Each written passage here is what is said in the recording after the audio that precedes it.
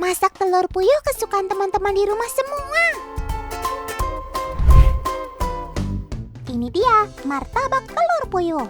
Tuh. Gimana? Tampangnya meyakinkan kan? Baru ngelirik aja sudah bikin baper. Lapar maksud Otan.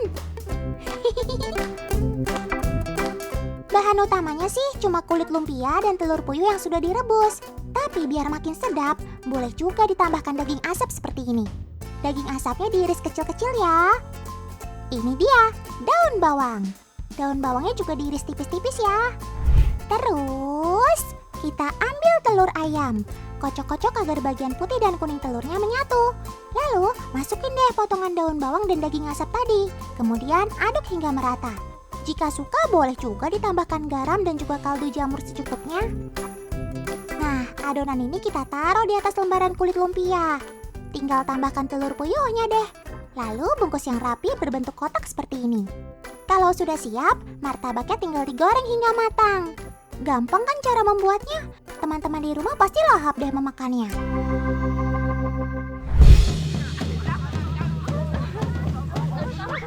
Wah, ada apa ini rame-rame?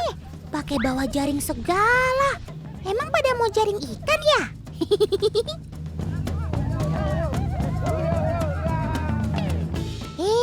Bentar.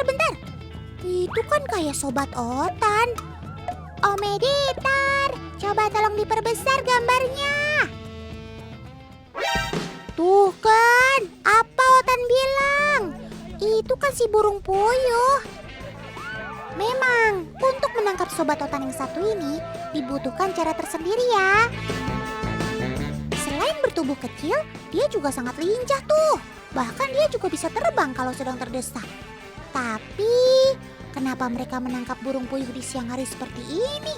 Setahu Otan kan, dia salah satu hewan nokturnal atau aktif di malam hari. Pasti ada yang gak beres nih. Om Editor, coba tolong dicek gambar sebelumnya.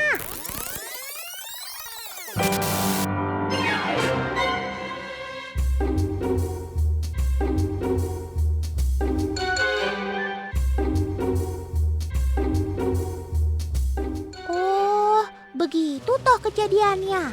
Sob. Lagian kenapa kamu harus kabur dari kandang sih? Kasian kan, kakak-kakak itu jadi harus jatuh bangun menangkap kalian. Besok-besok jangan diulangi lagi ya.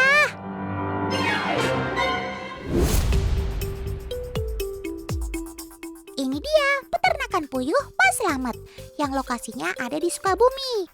Menggunakan sistem closed house atau sistem kandang tertutup, peternakan ini mampu membantu mengoptimalkan produksi telur puyuh. Dengan memiliki kandang yang nyaman, proses pertumbuhan dan produktivitas puyuh akan lebih maksimal. Suhu yang lebih stabil juga menjadi alasan para peternak beralih ke kandang closed house ini. Pada umumnya, setiap kandang memiliki suhu tubuh puyuh. Suhu yang dirasakan tubuh puyuh dinamakan suhu efektif. Suhu efektif ditentukan oleh 3 faktor, suhu ruangan, kelembapan, dan kecepatan aliran udara dalam kandang. Tipe kandang seperti ini bisa dikontrol menggunakan fan yang dipasang di dalam kandang. Dengan begitu, udara panas dalam kandang dapat dikeluarkan, sehingga suhu dan kelembapan kandang dapat terjaga dengan baik.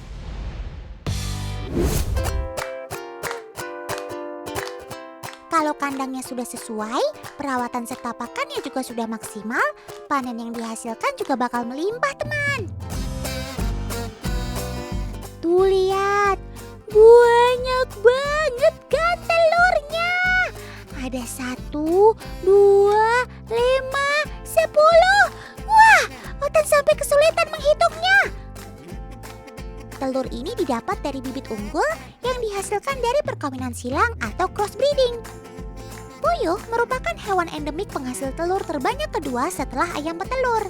Setelah 17 hari telur ditetaskan, puyuh akan dipelihara selama 40 hari sampai siap untuk jadi indukan baru. Ya, bisa dibilang proses kehidupan puyuh ini jauh lebih cepat dibandingkan unggas lainnya tuh. Kermaks, keren maksimal. Itu dia, calon-calon puyuh hebat segera terlahir ke bumi. Otan beruntung sekali dapat melihat prosesnya secara langsung. pasti bisa. Sedikit lagi cangkang telurnya akan terbuka. Semangat! Wah, tidak hanya satu, tapi beberapa telur lainnya juga akan menetas tuh. Anakan puyuh ini biasa disebut DOQ atau Day Old Quail. Begitulah burung puyuh yang baru menetas hingga usia 30 hari. Anakan burung puyuh hasil tetasan ini disebut final stock. Final stock yang dihasilkan ini jenis kelaminnya sudah bisa dipastikan sejak mereka menetas. Jika berwarna kecoklatan, pasti jenis kelaminnya betina. Sedangkan jika berwarna kehitaman, pasti berjenis kelamin jantan. Ngomongin soal burung puyuh, Sobat Totan satu ini adalah hewan unggas yang memiliki tubuh kecil dan gemuk. Burung puyuh tidak membuat sarang di atas pohon, melainkan di permukaan tanah seperti ini, teman. Meski dikategorikan sebagai burung, namun burung puyuh tergolong burung yang sulit terbang. Ukuran tubuhnya yang kecil serta badannya yang gemuk membuatnya kesulitan untuk terbang dengan baik. Meski demikian, si kecil nan mungil ini ternyata memiliki kemampuan untuk lari dengan cepat loh. Nggak heran kalau kakak-kakak tadi dibuat kesulitan pada saat menangkapnya. Di alam liar, burung puyuh dapat bertahan hidup selama 3-5 tahun. Istimewanya, burung ini memiliki daya tahan tinggi terhadap penyakit loh. Wih, keren juga kamu Sob. Apa sih rahasianya? Kasih tahu Otan dong.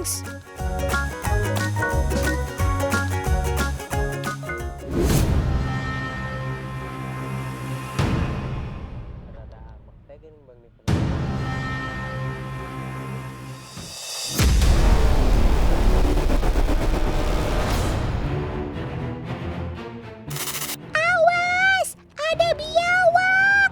Kamu harus cepat kabur Sob, daripada kamu menjadi santapannya.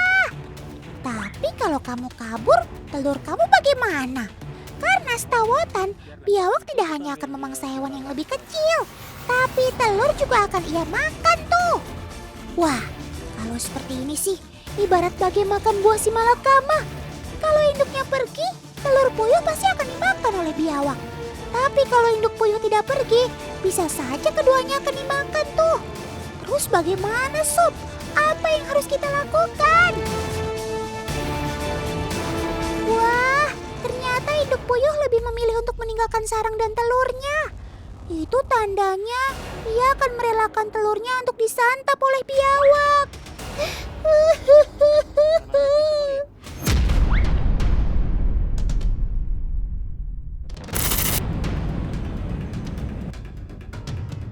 Eyalah, ternyata indukan burung puyuh punya cara tersendiri tuh untuk mengusir pemangsanya. Sampai-sampai si biawak yang sudah hampir memakan telurnya dibuat kabur terbirit-birit. Kermaks, keren maksimal.